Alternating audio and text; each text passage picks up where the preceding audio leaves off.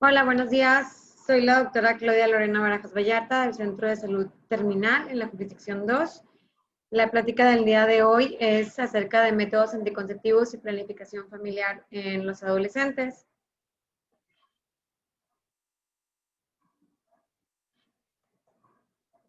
Voy a empezar la plática con una serie de memes o bromas que se hacen acerca de los embarazos en adolescentes.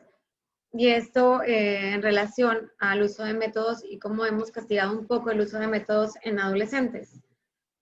Dice, se sorprenden de los embarazos en adolescentes y cuando eran adolescentes no me hablaban sobre educación sexual. La mayoría de los adultos, jóvenes y adultos en edad madura, pues no tuvimos ningún tipo de educación sexual en escuelas ni por parte de nuestros padres. Otra imagen que encontramos en internet es la cara que pones cuando te enteras de que una adolescente está embarazada. Critican los embarazos en adolescentes, pero no apoyan a la educación sexual. ¿Cuántos de nosotros como padres en la sociedad castigamos el hecho de que se les hable a los jóvenes y a los adolescentes sobre métodos anticonceptivos y la prevención de embarazos?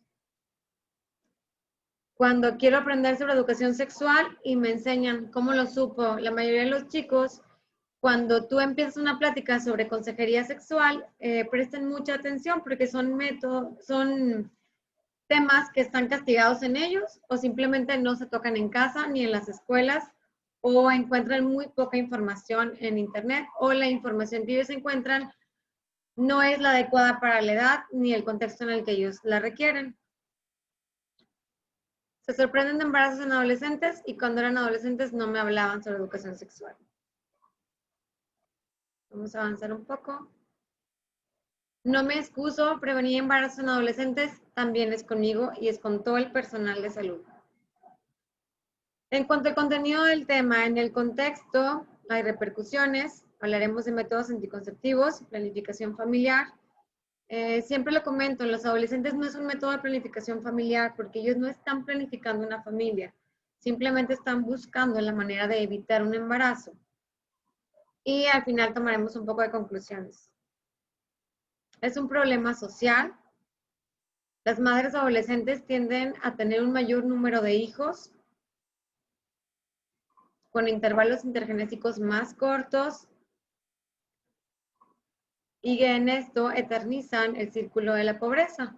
Es decir, una mujer de 12 años que inicia vida sexual sin asesoría, sin un método, tiene un embarazo en adolescentes, es un embarazo de alto riesgo, tiene poca información, si recibe maltratos acerca del personal de salud, no recibe la asesoría adecuada, generalmente en un periodo de 6 meses a un año, vuelve a embarazarse con un periodo intergenésico corto y pues normalmente al año siguiente de nuevo vuelve a estar embarazada.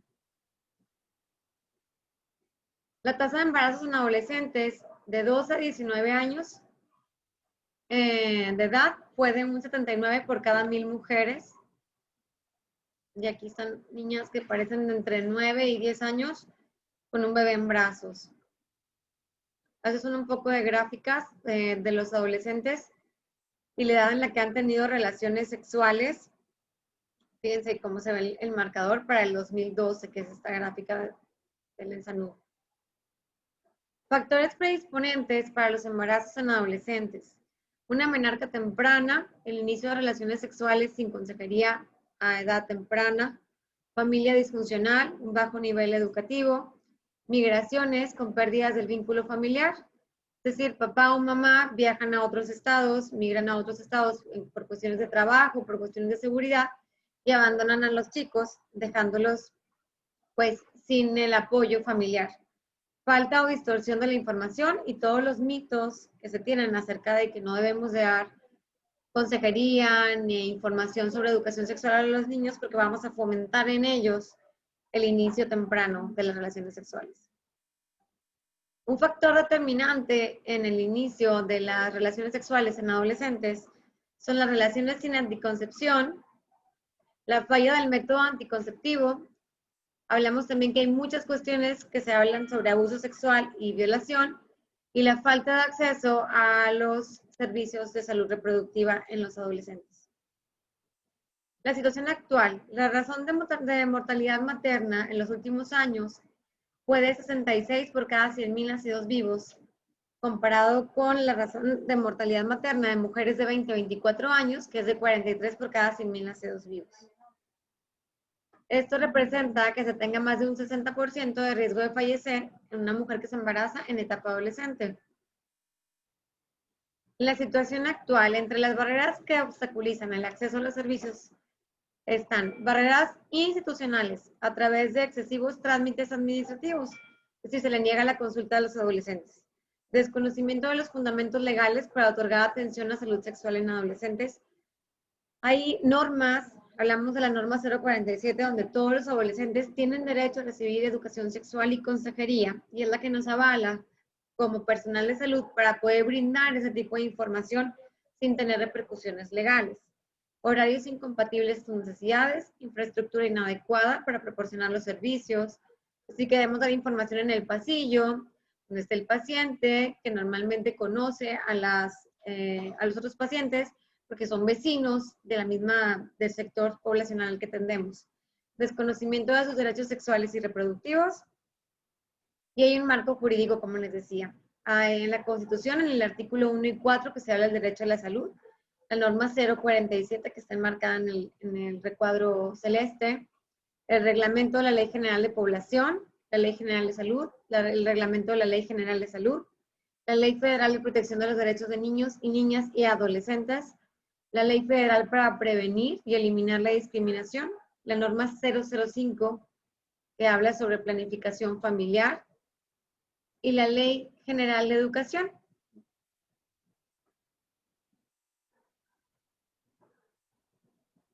Hay promoción de los derechos sexuales y reproductivos. Hay leyes que protegen los derechos sexuales y reproductivos de las y los adolescentes en México, la legislación nacional y la legislación internacional. Ahí vienen una serie de declaraciones, leyes y la Constitución política donde están otorgados los derechos sexuales a los adolescentes. Estrategias exitosas. Identificar a los adolescentes expuestos a riesgo, es decir, la población blanco, adolescentes que tienen deserción escolar, que sabemos que ya han iniciado algún tipo de relación sexual o que se han acercado con nosotros a preguntarnos acerca de sexualidad. Proporcionar orientación adecuada. Ofertar una amplia gama de métodos de planificación con los que se cuenta en el sector salud. Y estimular siempre la doble protección. Recordemos siempre que el condón viene en las tablas de métodos anticonceptivos, pero también es un método que como personal de salud debemos ofertar para prevenir infecciones de transmisión sexual. Es decir, para evitar un embarazo podemos ofertar un método anticonceptivo que les dé una doble seguridad, pero para prevenir una infección de transmisión sexual siempre vamos a promover el uso de condón. ¿Cómo elegir un método anticonceptivo? Hay criterios médicos de elegibilidad, que es la ruleta que tenemos, de acuerdo si el paciente tiene algún tipo de problema médico, la edad, si está bajo algún tratamiento. Y esa es la gama de métodos anticonceptivos. Voy a empezar hablando de los métodos hormonales orales. En la actualidad hay un sinfín de marcas, desde las microdosis de pastillas anticonceptivas que tienen 21 pastillas o 28 pastillas, que son 21 con medicamento y 7 placebos. Viene una lista con los nombres comerciales que son combinados. A través tienen estrógeno y progesterona con etinil-estradiol, gestodeno, etinil-estradiol y levonorgestrel. Viene una tabla de elección. Normalmente damos métodos hormonales orales de progestina sola a pacientes que están en lactancia materna, que es a base de levonorgestrel, de 0.03 miligramos de uso continuo y se toma una tableta diaria. ¿Cuál es el inconveniente que tenemos con estos métodos en los adolescentes? Es que no son constantes en la toma de las pastillas. Recordamos que con solo una píldora que el paciente olvide pues se pierde la seguridad del método. Hay anillos vaginales, el Nuvaring, colocarlo por un periodo de 3 semanas continuo, retirarlo, descansamos una semana y colocamos otro. Es un método efectivo, sin embargo, por el costo y la manera de aplicación resulta un poco complicado para los adolescentes. Aquí viene el ciclo. Si lo aplicamos un jueves con duración de 3 semanas, lo retiramos una semana y al cuarto jueves se vuelve a aplicar un anillo nuevo. Parches dérmicos, la marca que se maneja en el sector salud es Hebra, se colocan 3 semanas continuos y suspender una semana y reiniciar. Es decir, si la paciente lo aplica un lunes, por 3 lunes consecutivos, tiene que estar haciendo el recambio, el cuarto lunes se descansa y el siguiente lunes hay que aplicar uno nuevo. Es un método bastante seguro si la paciente es constante en su uso. Hormonales inyectables combinados y con progesterona o progestina sola. Es un método muy bueno, sin embargo en los adolescentes normalmente tenemos la barrera de que tienen miedo a las inyecciones, entonces normalmente terminan por desertar de este método. Los dispositivos intrauterinos, que normalmente los adolescentes los usan siempre que son colocados en un puerperio inmediato. Son métodos de gran eficacia y tenemos en la actualidad el dispositivo intrauterino de cobre sin medicación y el DIU medicado. Implantes subdérmicos, que es un método de elección en adolescentes muy seguro, con duración de 3 y 5 años. En el sector salud actualmente tenemos de 2 tipos, de una varilla y de 2 varillas. El de 2 varillas con duración de 5 años y el de una sola varilla con duración de 3 años. Son métodos muy seguros y le brindan seguridad por 3 y 5 años. El rango de error de estos métodos es muy escaso, entonces se vuelve un método muy atractivo para los adolescentes, con la comodidad de que por 3 años o 5 años, en el caso del cual se haya escogido, pues le brinda una seguridad al paciente. Anticonceptivos de emergencia, que como tal, hay que hacer hincapié en los adolescentes que este no es un método que se use como un método anticonceptivo de rutina. Es un método que, como su nombre lo dice, se usa en las situaciones en las que se nos olvidó tomar la píldora, se rompió el condón o hemos olvidado administrarnos el método anticonceptivo que hayamos elegido. Pero como un método anticonceptivo como tal, no se debe tomar. Son hormonales combinados que podemos dar macrodosis, en las cuales se pueden dar desde 5 incluso más píldoras. Hormonales con levonorgestrel y las pastillas, las post-date, y el dispositivo intrauterino, que es aplicar el dispositivo intrauterino una vez que se ha tenido una relación sexual para evitar un embarazo. Esta es la gama de medicamentos que hay de emergencia. Las post-date, post-inort es la que más se surte en el sector salud. Marca de las píldoras, y aquí es donde les comentaba, la primera dosis dentro de las primeras 120 horas después de la relación. Si se selecciona Nordiol, son 2 pastillas, y la segunda dosis a las 12 horas son 2 pastillas más. Si seleccionamos microginón, pues son 4 pastillas, y la segunda dosis son otras 4 pastillas en 12 horas. Los efectos colaterales de los métodos, pues son mareos, náusea, vómito, pero siempre se puede administrar un antiemético 30 minutos antes de la toma para evitar que la paciente pierda la dosis administrada.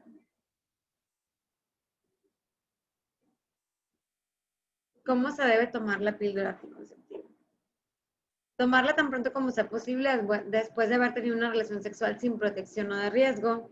La primera toma es una tableta durante las primeras 72 horas posteriores a la relación sexual sin protección, y la segunda toma es la segunda tableta a las 12 horas. Incluso hay pacientes que toman las 2 tabletas en una primera dosis, como unidosis. Y las indicaciones del anticonceptivo de emergencia es cuando hubo una ruptura o un mal uso del condón, falla del método, en este caso cuando es un coito interrumpido, falla en el cálculo del método del ritmo, expulsión de un dispositivo intrauterino y el olvido de las pastillas anticonceptivas, cuando está indicado también cuando se habla de alguna violación o abuso sexual, y cuando no se ha utilizado ningún método anticonceptivo y no se desea un embarazo. No es un método abortivo, por lo que no funciona así si es que ya existe un embarazo. Es decir, si una paciente ya tiene 2, 3 semanas de concepción, no es posible que funcionen las píldoras del día siguiente.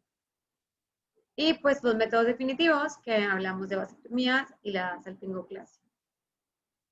Las conclusiones. El embarazo no planificado en adolescentes es un problema psicosocial, económico y de salud pública que está afectando grandemente al país.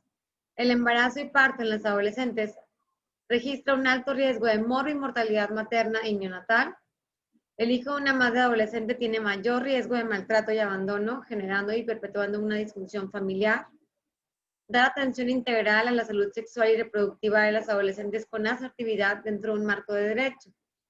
Y aportar elementos para el desarrollo de las potencialidades de los adolescentes. Hoy en día tenemos adolescentes tan brillantes en los cuales debemos enfocar nuestra atención para prevenir tanto infecciones de transmisión sexual como embarazos no deseados. Nunca es tarde para hablar sobre derechos sexuales, sobre conductas sexuales y sobre sus derechos. Esta es toda mi plática y muchas gracias por su atención.